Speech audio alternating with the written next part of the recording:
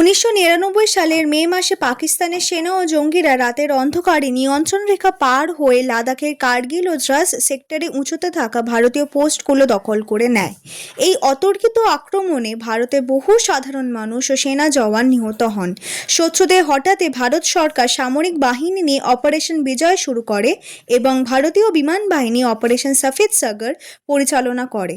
প্রায় 7 দিন ধরে চলা এই যুদ্ধে ভারতের 527 জন বীর সেনানী দেশের জন্য আত্মবলিদান দেন। দেশের সার্বভৌমত্ব রক্ষায় ভারতীয় সশস্ত্র বাহিনীর অদম্য সাহস ও সাফল্যের গৌরবময় দিনটিকে স্মরণ রাখতে প্রতি বছর 26শে জুলাই কার্গিল বিজয় দিবস পালন করা হয়। দমদম ক্যান্টনমেন্ট স্টেশনের সামনে সুভাষনগর মোড় থেকে একটি বাইক মিছিল আয়োজন করা হয়। এই মিছিলে নেতৃত্ব দেন বিজেপি রাজ্য স্তরের নেতা অলোকেশ চক্রবর্তী। আমরা প্রত্যেক বছর কার্গিল দিবস উদযাপন করি, বাইক র্যালি সহযোগে আমরা করি। এই কারণেই করি, আমাদের ভারতীয় সেনাবাহিনী বীরত্বের সাথে কার্গিলকে পুনরুদ্ধার করতে পেরেছেন বাজপেয়ীজির নেতৃত্বে, এবং কার্গিলে যত আমাদের শহীদ হয়েছেন সেনারা, তাদের প্রত্যেকের পরিবারকে আমরা সম্মান জানাই এবং বীর সৈনিকদের আমরা সম্মান জানাই। এইভাবেই বিভিন্ন পথ পরিক্রম করে বাইক র্যালিটি দক্ষিণ সুভাষনগরের মোড়ে গিয়ে শেষ হয়। সেখানে বঙ্গসেনার আয়োজনে ভারতীয় বীর জওয়ানদের আত্মত্যাগ ও স্মরণে নানা কর্মসূচি ও শ্রদ্ধানুষ্ঠানের আয়োজন করা হয়েছিল।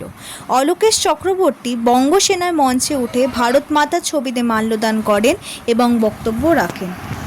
রিটায়ার্ড পার্সন সেনাবাহিনীতে একসময় কাজ করতেন, তাদের আমি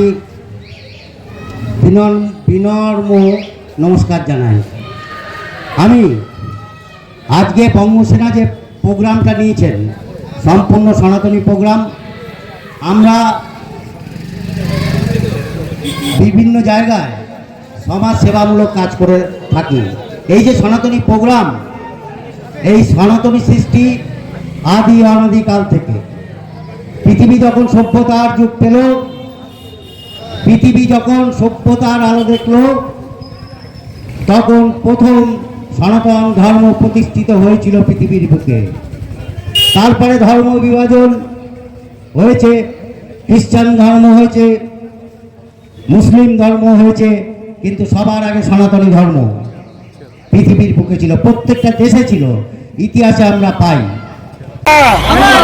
ভারতীয় সেনা, কার্গিল যুদ্ধ সেনা, জয় হিন্দ, বন্দে মাতরম, বন্দে মাতরম, বন্দে মাতরম, ভারত মাতা কি, ভারত মাতা কি, ভারত মাতা কি, জয় জয় শ্রী রাম।